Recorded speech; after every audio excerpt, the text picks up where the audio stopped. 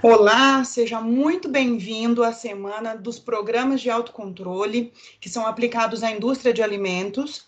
Eu sou a Anirene, sou responsável pela organização da semana e também pelas aulas que vocês vão receber nos próximos dias. Estou extremamente feliz com essa oportunidade que eu tenho aí de mais uma semana poder levar conhecimento aos profissionais que têm interesse. Para quem não me conhece ainda, para quem chegou através da divulgação dessa semana, eu sou engenheira de alimentos, tenho mestrado e doutorado na área de alimentos também, e trabalho na indústria desde que eu me formei, desde que eu concluí minha graduação, que foi no ano de 2008.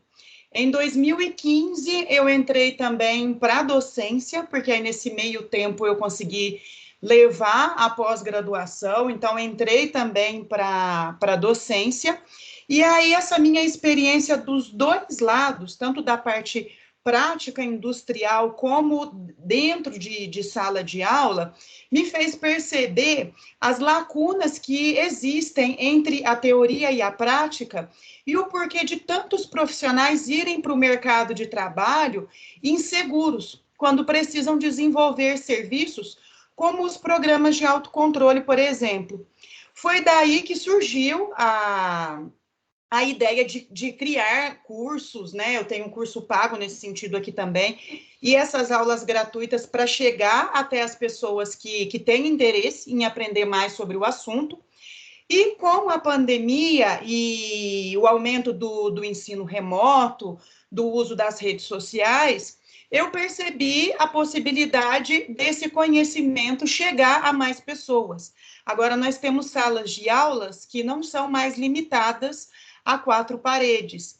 Então, nessa época aí, eu comecei também uma página profissional no Instagram, compartilho conteúdo por lá, e quando possível também organizo essas aulas, faço lives, para que essa possibilidade de troca de conhecimento seja mais intensa. Então, fico muito feliz mesmo quando isso acontece, fico muito feliz por você estar aqui, por ter feito a sua inscrição, por ter interesse em aprender mais, e espero poder te ajudar nessas próximas 4 aulas que nós vamos nos encontrar. Acabei adicionando uma aula na sexta-feira, a ideia inicial eram 3 aulas, então adicionei uma quarta, porque justamente com essa troca positiva que a gente tem através das redes, uma aluna inscrita nessa semana sugeriu que fosse adicionado um tema que realmente é de extrema relevância, que percebendo a importância, eu pensei, não posso deixar de fora. Então, vem uma aula bônus aí na sexta-feira. E eu vou apresentar para vocês inicialmente como que serão essas aulas, para que vocês saibam o que podem esperar nos próximos dias. E a primeira, que é essa aula de hoje, eu vou fazer uma introdução e uma explicação do que são os programas de autocontrole. É uma parte mais teórica, mas uma parte de extrema importância, porque nessa minha experiência aí desde 2008 na indústria, o que eu percebo, e eu, inclusive, fui responsável por implantar os programas de autocontrole nas indústrias que eu trabalhei, assim, de carteira assinada, assim que eles começaram a ser exigidos do mercado nacional. E o que eu percebo a grande dificuldade é justamente entender o que são os programas de autocontrole.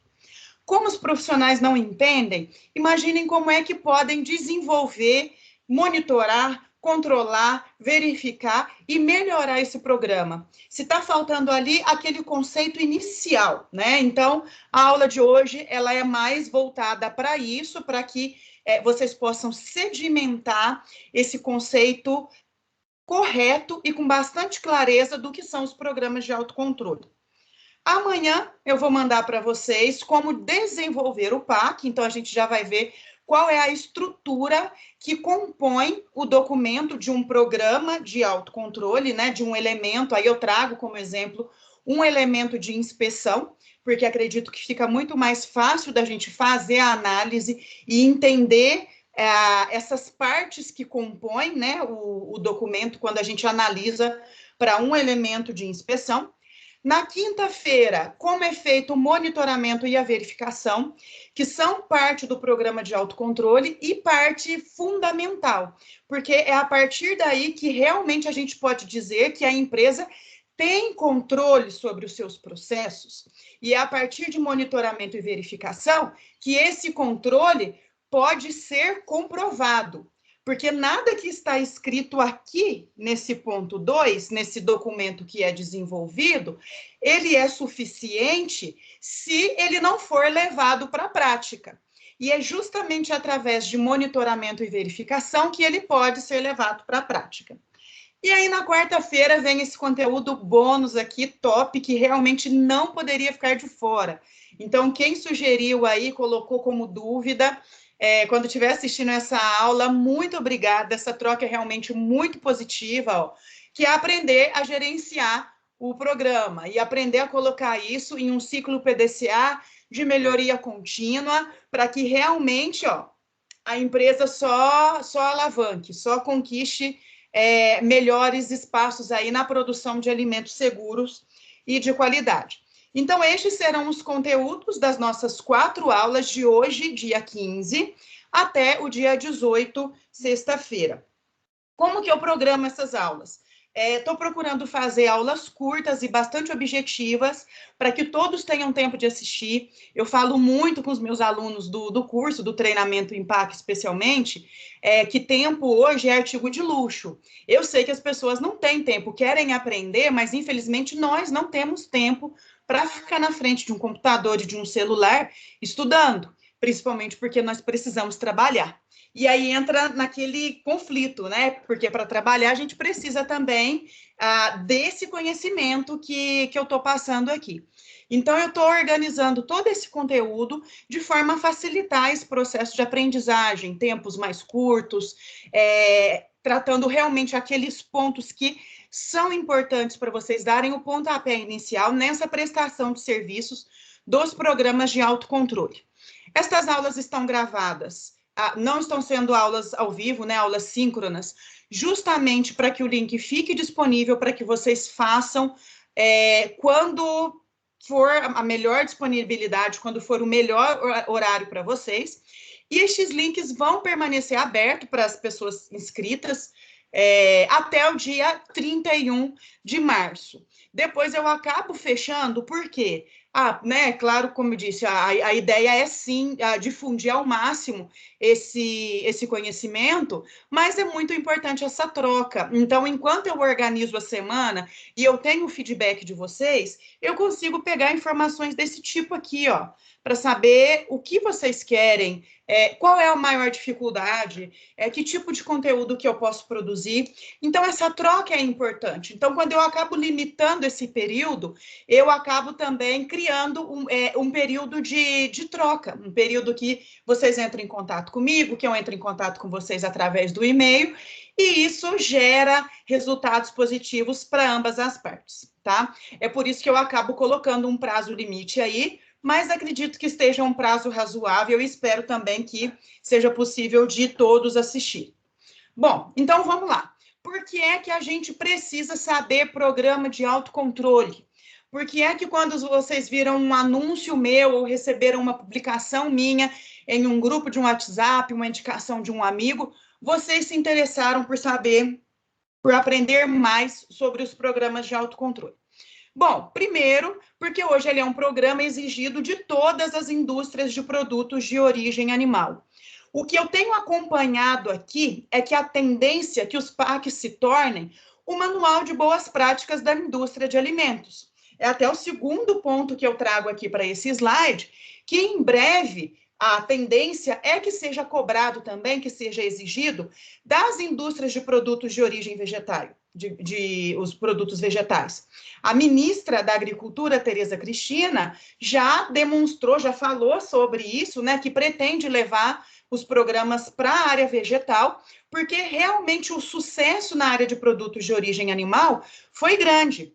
E então a gente percebe aí que é um programa que daqui a alguns anos, isso eu não vou saber dizer exatamente quando, mas eu acredito que em um período curto, um período que nós que estamos aqui, que somos profissionais, mesmo sendo experientes, recém-formados, alunos, que eu recebi inscrições de diferentes pessoas, mas que nós ainda estaremos atuando. E aí a gente vê um programa que, assim que fala, tem que desenvolver um programa de autocontrole, a pessoa acredita que ele é extremamente complexo e fica toda insegura para desenvolver, e que daqui a alguns anos ele vai ser um BPF, né? Ele vai ser umas boas práticas de fabricação exigida de todas as indústrias aí que produzem alimentos.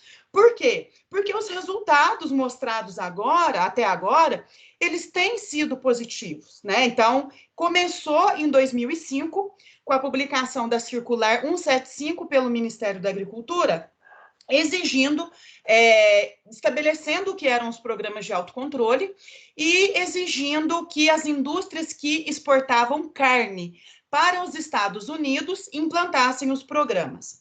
Então, isso foi em 2005, Circular 175. Como eu disse, eu formei em 2008, já entrei em um frigorífico, em um abatedouro frigorífico, e no ano de 2010, então 5 anos depois da publicação dessa circular, nós recebemos lá pelos fiscais do nosso CIF a exigência de implantar esses programas de autocontrole. Então, percebam que isso já aconteceu em um período de tempo muito curto, da publicação da circular, exigência para indústrias exportadoras, de repente já a exigência para os abatedouros frigoríficos, produtores de carne para o mercado nacional.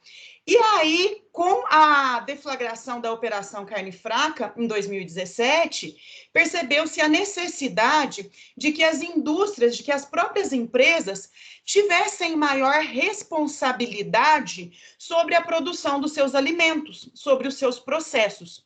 Por que isso? Porque teve, né, nós sabemos que existiram atos de corrupção por parte dos fiscais do Ministério nessa Operação Carne Fraca. Então, a partir daí, o que a gente vê é o fortalecimento dos programas de autocontrole. Então, aquilo que inicialmente tinha sido desenvolvido para a indústria da carne, passou a ser exigida de todas as indústrias de produtos de origem animal.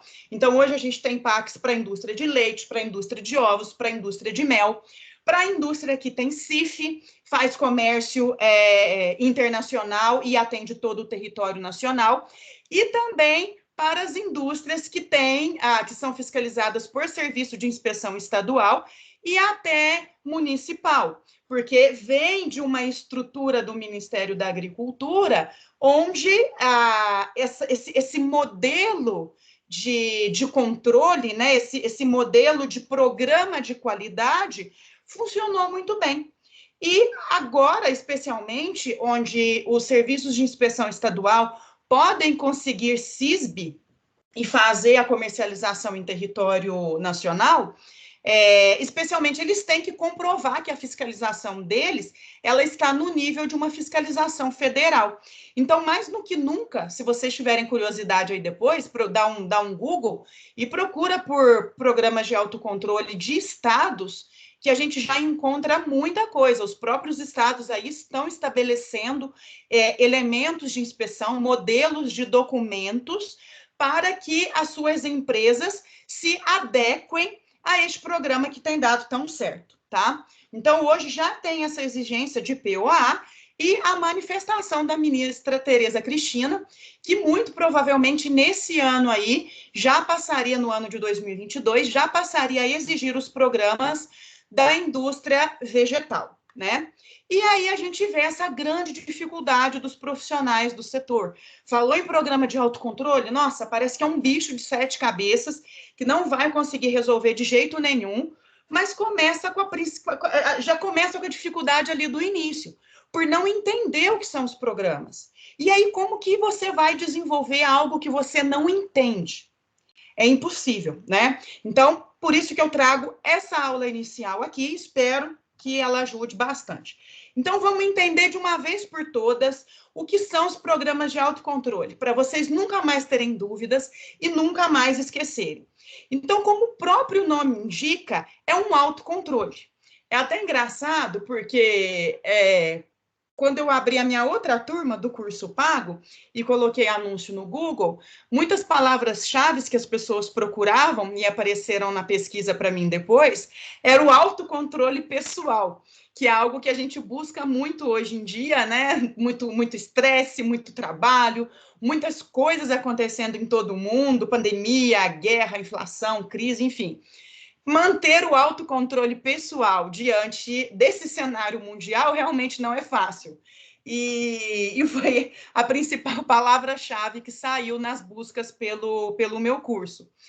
Então, só para exemplificar, para que isso fique mais lúdico, a empresa tem que ter este autocontrole dos processos dela.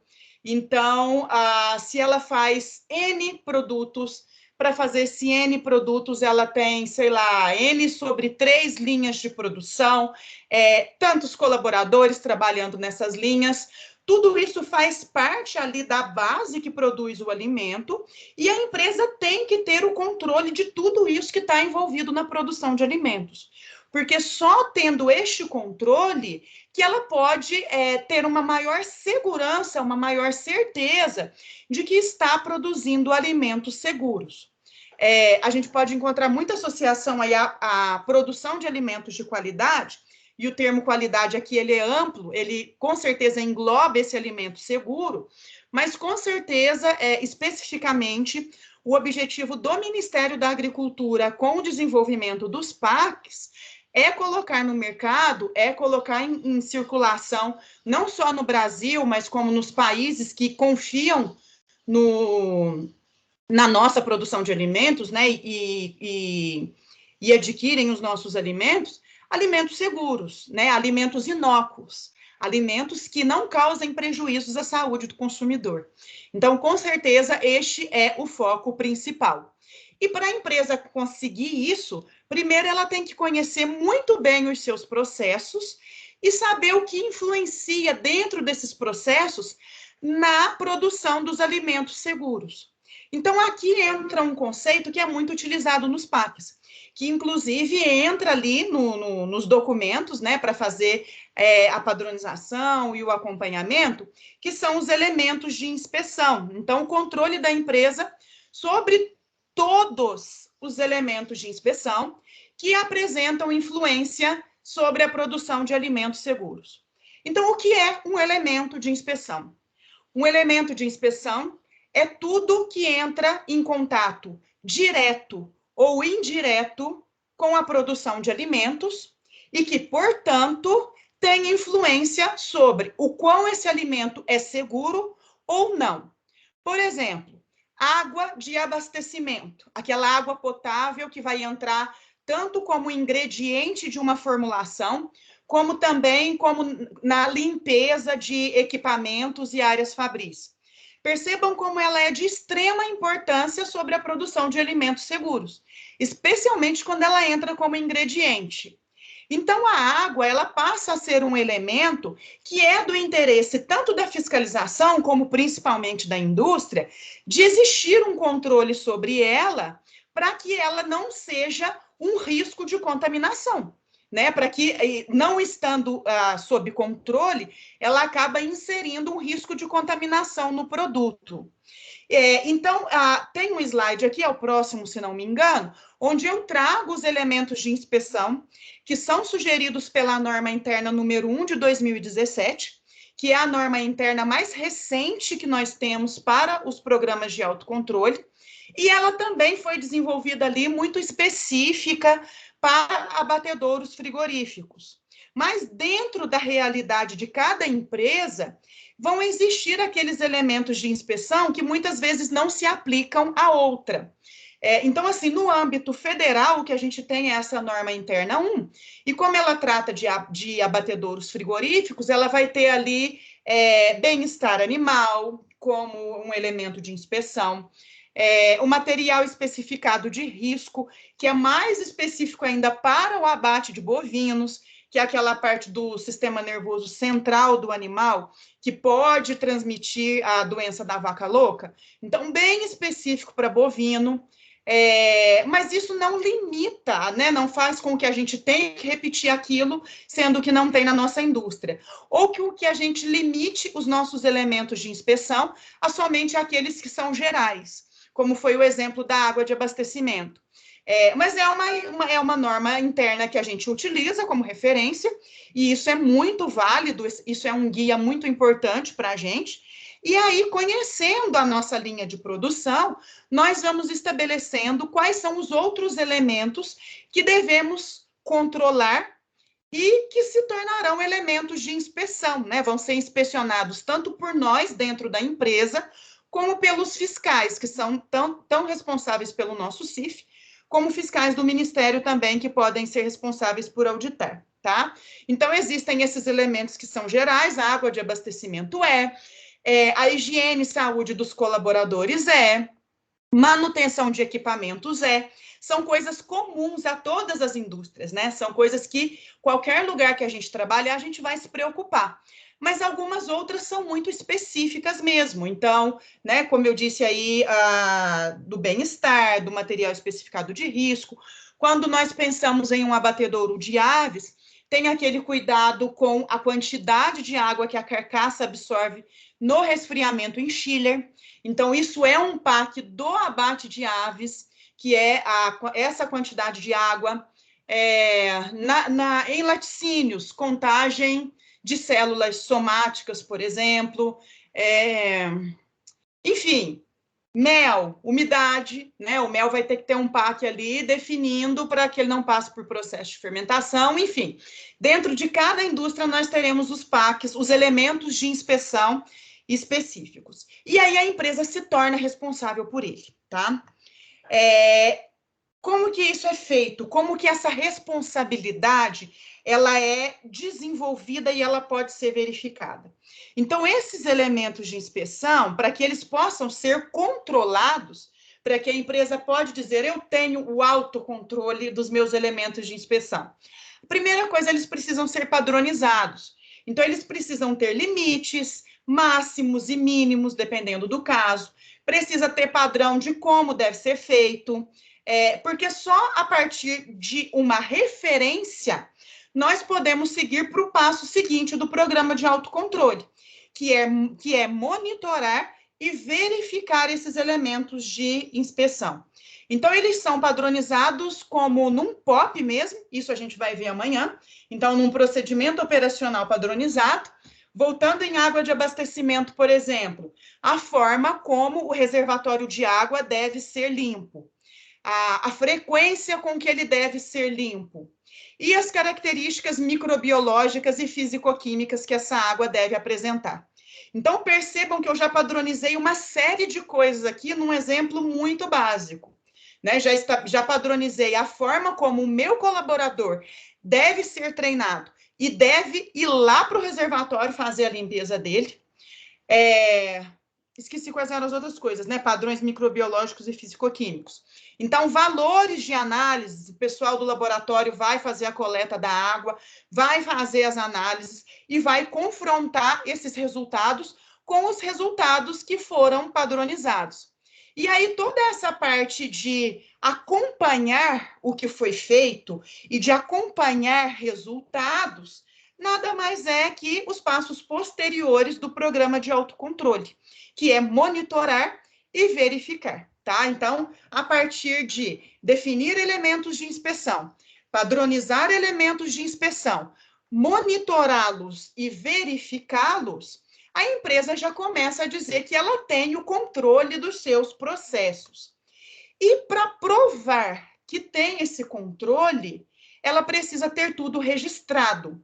Então, aqui não é só de boca, né? Precisa ter aqui planilhas que até a publicação da atualização do RISPOA em 2017 também, né? Através do decreto 9.013, existia a exigência de que essas planilhas fossem em papel. Aí, com a revogação de um dos artigos lá, no decreto 10.468 de 2020, já existe a permissão que sejam utilizados softwares para fazer a manutenção destes documentos de monitoramento e verificação. Isso evita fraudes no programa de autocontrole e também facilita no gerenciamento, que é o tema que nós vamos tratar na quarta aula, tá? É claro que exige um investimento da empresa, mas a longo prazo é algo a ser pensado sim. Independente da forma, se é um documento digital ou se é uma planilha em papel, tudo isso que foi feito aqui, que foi falado anteriormente, deve estar registrado, assinado pelos responsáveis, porque isso daqui é a comprovação de que a empresa tem o autocontrole dos seus processos. E é isso que torna a empresa auditável e fiscalizável. Nem sei se existe essa palavra. Se não existe, eu acabei de inventar. Mas ela vai ser aí frequentemente fiscalizada pelos fiscais responsáveis pelo seu CIF, assim como por outros fiscais do Ministério da Agricultura. E eles fiscalizam, eles auditam estes documentos, né? Além de fiscalizarem em loco a área fabril, né, a planta de produção, fiscalizam também estes documentos. Então, essa parte aqui de organização e de armazenamento de tudo que foi feito aqui antes é de extrema importância, né? Porque se um fiscal chega e fala, eu quero ver qual é o padrão disso, a gente tem que acessar esse padrão rapidamente. O monitoramento e a verificação de tal dia. A gente também tem que acessar aquele checklist de monitoramento e verificação rapidamente. Então, a organização desses documentos, ela fecha o programa de autocontrole, né? É claro que, sim, não é o fim, porque a partir do que a própria empresa percebe de existência de não conformidades, ela pode e deve implantar melhorias, especialmente se essas não conformidades causarem algum prejuízo à saúde do consumidor. Então, isso daqui não é o fim. A partir de resultados, ações são tomadas. E é isso que gera o ciclo de melhoria sem fim, que eu acredito que todos nós, como trabalhadores da indústria de alimentos, deve ser o nosso foco de trabalho. É não conformar que nós chegamos a um objetivo estabelecido e aquilo tá bom. É sempre aumentar o objetivo, né? Eu atingi o que eu queria inicialmente, então agora a gente pode pensar mais alto. A gente pode produzir alimento muito melhor. E aí nós aumentamos o nível desse objetivo, a gente sobe para um outro nível. Mas para atender às exigências de fiscalização, né, do órgão regulamentador, isso daqui é o programa de autocontrole, certo? É essa composição aqui que atende às exigências do Ministério da Agricultura.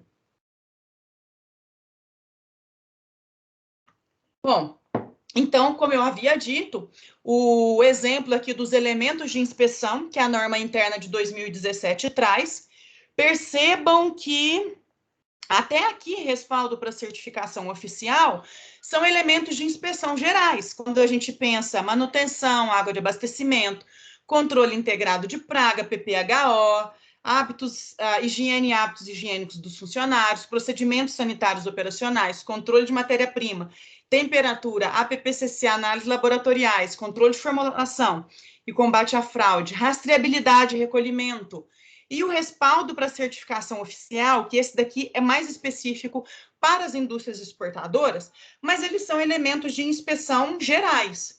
Esse aqui já é um pontapé inicial para que a gente saiba o que devemos ali controlar dentro da nossa indústria. São preocupações que todas as empresas devem ter. Aí vem o bem-estar animal e a identificação, remoção, segregação e descarte do material especificado de risco.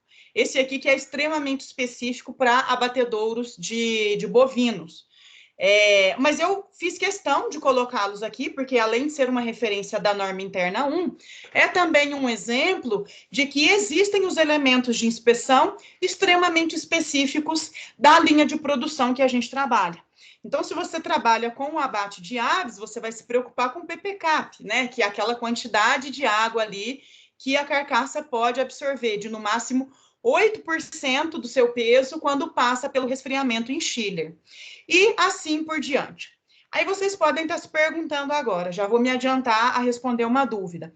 Mas onde é que eu vou encontrar isso, né? Onde é que eu vou encontrar essa referência?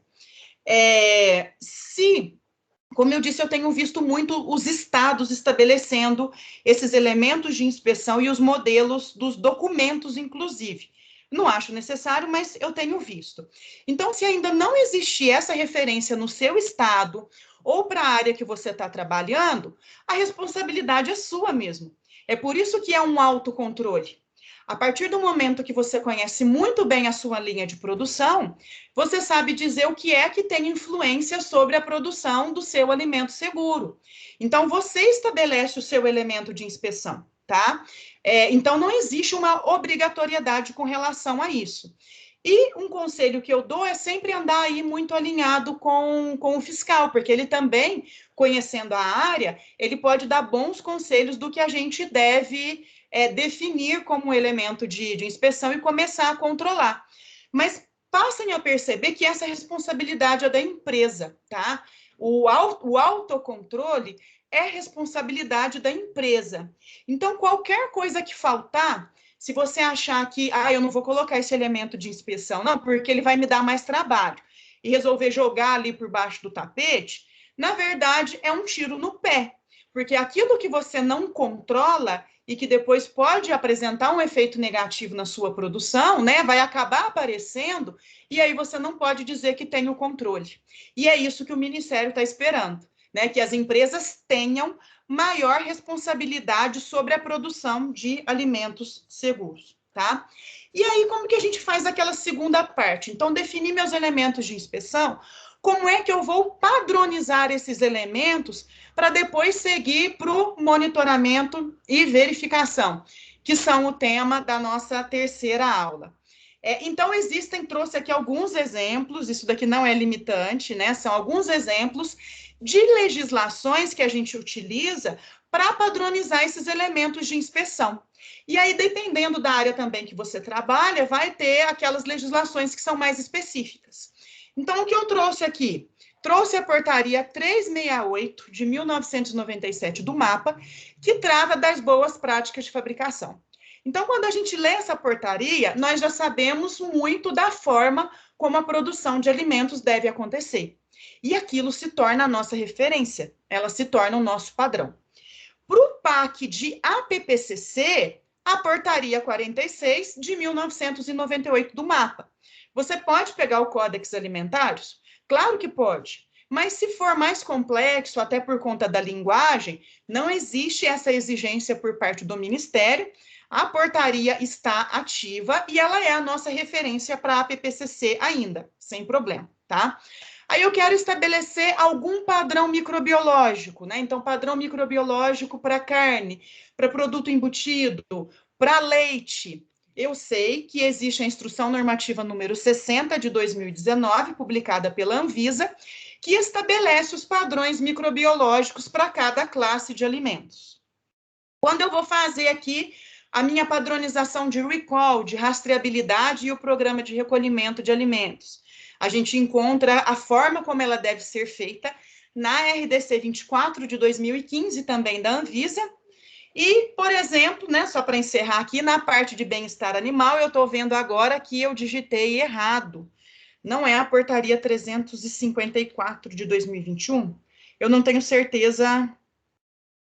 não tenho certeza se é 354 ou 321, mas é a última portaria que a gente teve publicada o ano passado, que estabelece as normas de bem-estar animal e abate humanitário para as diferentes espécies de animais de açougue.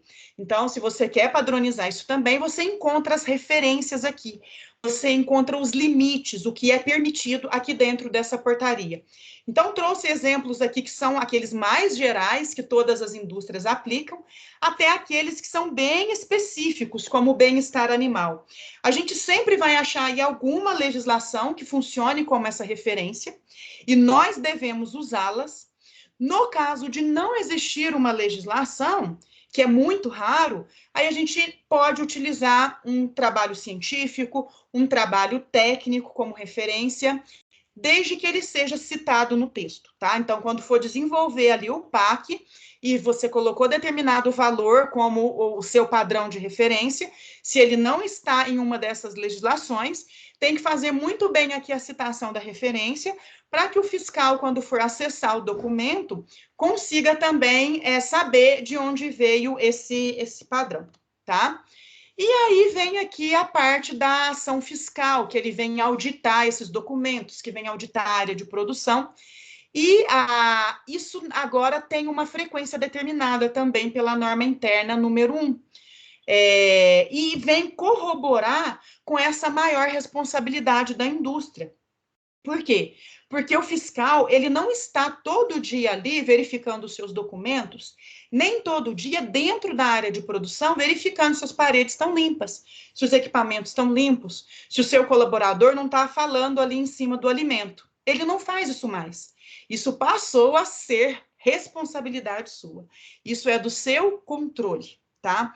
Então, tem aqui a frequência com que eles vão fiscalizar tanto a área de produção como documentos, e a empresa deve trabalhar, então, com essas visitas, né, com essa frequência aí que esses documentos serão solicitados, mas principalmente no sentido de se antecipar, né, qualquer não conformidade que seja percebida durante monitoramentos e verificação, elas já sejam corrigidas para que quando o fiscal chegar aqui nesse ato de fiscalização, só está ali na parte documental, né? Teve uma não conformidade, ela foi corrigida no dia tal, pela pessoa tal, nós verificamos depois, deu certo a ação corretiva, tá tudo bem, pode ir lá agora na linha de produção, né? Pode entrar na área de produção e verificar que tá tudo certo.